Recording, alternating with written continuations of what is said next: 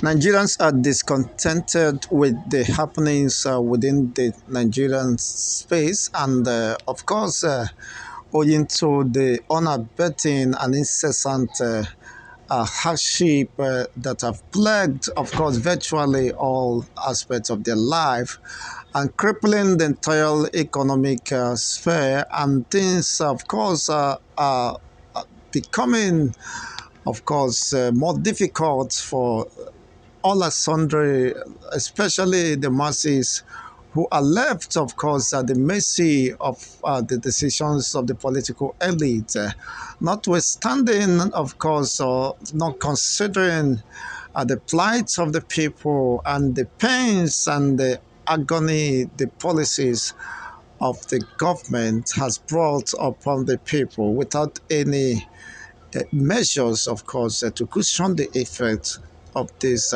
dilemma and unfortunate experience. And to this end, of course, the Nigerian populace, based on opinion sampled, are determined, of course, to give it a fight. According to them, they are decided to fight to finish. That TINUBU cannot take them for granted. And to this end, they have made a frantic submission, of which you will get to know in the course of this program. If you're watching us for the first time, please, you're most welcome.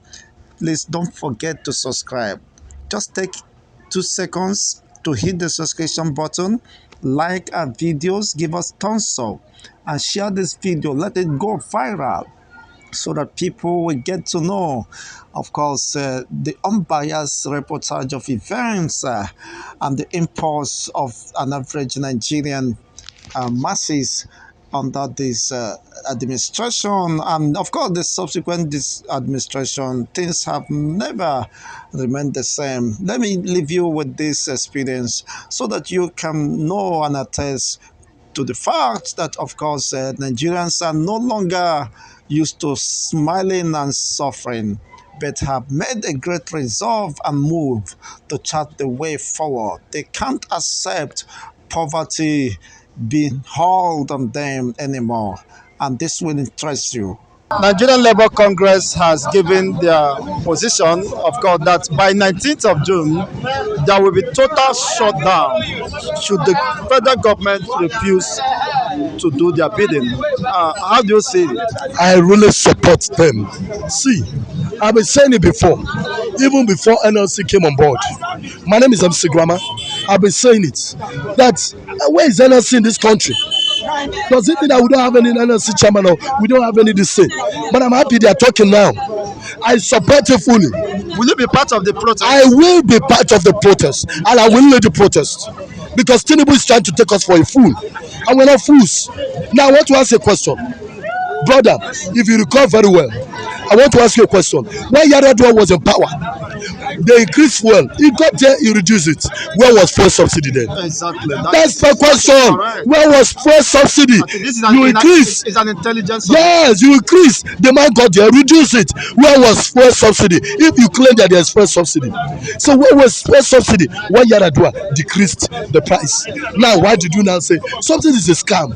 Okay, you can see that Nigerians are already wallowing in abject poverty, hunger, and there is agony and panic in the land. Now, could they, if actually NSC comes up with a strike or protest and it lingers for weeks or more, now how could Nigeria cope up if there is nothing left at home and nothing to fall back in terms of sustenance, food? Okay, let me tell you something. See, it is unfortunate that here in Nigeria, it is very, very unfortunate here in Nigeria that we don't know how to fight for our rights. Go to other developed countries. When they want to fight their rights, they don't look at the belly. They don't look at the stomach. It is that their rights they want to fight for that they know. They don't understand any other thing apart from that rights. So if you go to developed countries, it is that right that they want to fight for. It's what they are looking for. They are not looking at the food. It's only unfortunate that Nigeria will look at food. What is food? Fight this once and for all. When you fight it, you fight for it. Let me tell you, I will tell you what Tinubu wants to do. Unfortunately, tell Nigerians, stupid people, Tinubu wants to recover the money spent. He's a businessman. Do you think he will offload all these billions and for him not to recover it back? It's not possible. So that's why he's just trying to use all this scamming this thing, subsidy or no subsidy. It's a lie. Something's a scam. Because I want somebody who can come out and to defend it and to tell me confidently why Yaradua was in power. Somebody should tell me, was there no fuel subsidy? How was he able to decrease the fuel? Fuel was increased, he came and decreased it. Yes, during Jonathan time, Yes. Obasanjo time, it was 87 naira. Okay. And when Yaradua assumes office, Yes. he reduced it to 50 naira. That's what I'm saying. He's an So intelligent where is the magic? Exactly. Is there no subsidy annually? And possibly we might go to Yaradua's grave to wake him so that he can continue where he See, stopped. let me tell you what happened to Yaradua case. It is quite unfortunate. Sickness is bad, but I don't want to believe that Yaradua died a natural death. They killed him. I know that. Let me not go to that. Yaradua had the interest of the people. He wanted to do something, but unfortunately, the sickness did not give him time. So, because he checked, he looked at it. He's a learned man. Why is fuel so high? And a teacher and Yeah, why is fuel so high? Let me break it down. The only man who has ever bring down the price of fuel in Nigeria. Yes, okay, Tinubu, when we're going through Buhari's regime, everybody says, say Baba, you will do something. I was campaigning, I told them, say Baba is a fool, he's not going to do anything. At the end of the day, he did not do anything. Now everybody is shouting now, saying Tinubu, Tinubu, Tinubu, Tinubu. That's what everybody is shouting now, saying, Jagaban is the only person who can do it. My brother, let me tell you confidently, Tinubu is a thief. There's nothing he can do. That's the truth. I want you to know one of the demands of Nigerian Labour Congress and TUC is that there should be a review of salary of Nigerian workers to 200,000. Isn't that laughable under these dried, of course, resources? I don't like it sometimes when there is an increase, some people will tell you dry. But when they want to embezzle money, there's no dry. What do you mean by dry? Nigeria is too rich. NSC has the right to demand. Now, if you are considering of course, Nigerian debt profile. Okay, the government has two options here. It's either you increase the salary, you go on with your subsidy, or you go back to our former price. It's two options. So the one you want to take, you take it. So what are we talking about? So if you say you are not, you go back to the former where we are coming from. That was the same spot we were before. Look at Nigeria. Look at look at our fuel started from 11 naira. 11 naira is moving upward. Now we're now buying 500 naira. Listen, it looks so funny. 400 and something naira in Nigeria, a country that produces fuel is that buying. And now you are telling me, a stupid man, telling me that some countries are. You are a very foolish man. Did you fix what those countries fix? Are you mad? Why must we always compare with countries? Did you fix what they fixed? Why must you compare yourself? Are you an idiot? Exactly, for people comparing other countries or nations that they are buying fuel more than what Nigeria. Did you fix what they fixed in their country? But they are enjoying dividend of democracy. Their government is well planned and why would they delivering dividends of democracy to the people. Let me ask you. Let me tell you the truth. If there is job, everything in Nigeria, you increase fuel subsidy. We don't want to know. Life goes on. You know why? There is job, there's everything.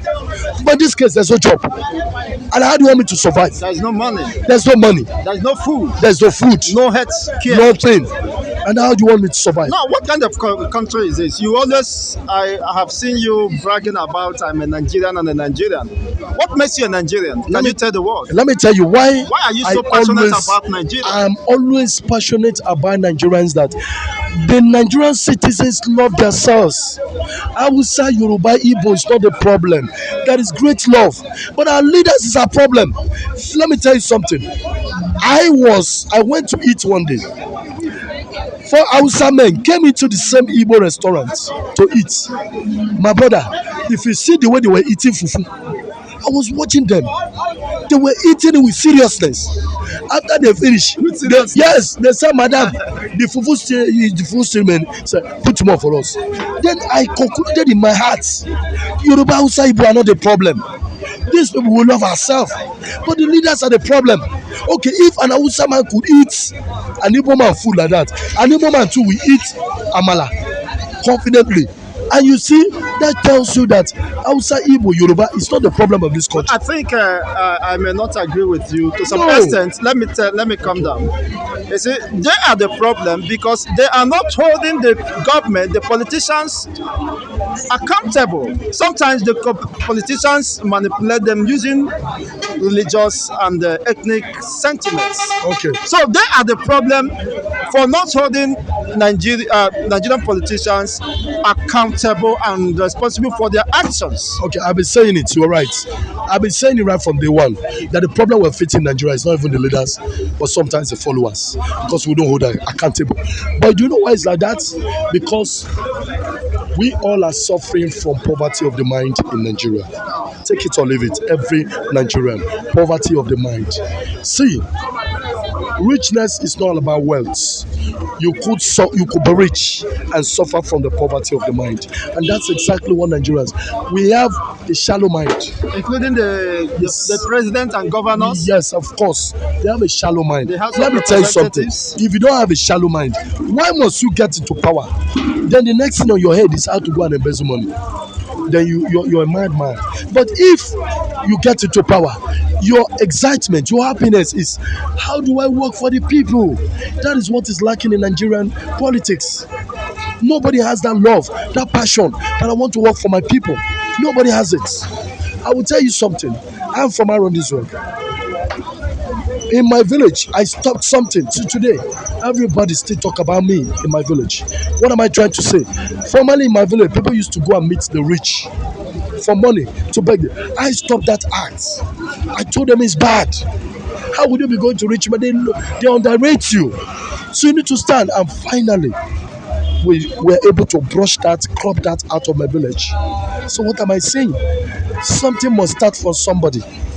But the problem we have in Nigeria is, you may think you are having the right sense, but when they look at it closely, you are having a stupid sense. That's the truth. But you need to eat very well to think right.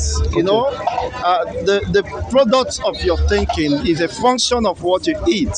Okay. And if Nigerians are already overwhelmed by pressure, depression, and thinking all through the what they will eat and how they will go about, of course, putting food on their table, which is not even forthcoming. So how do you expect them to think right in this perspective? Okay, let me just tell you something.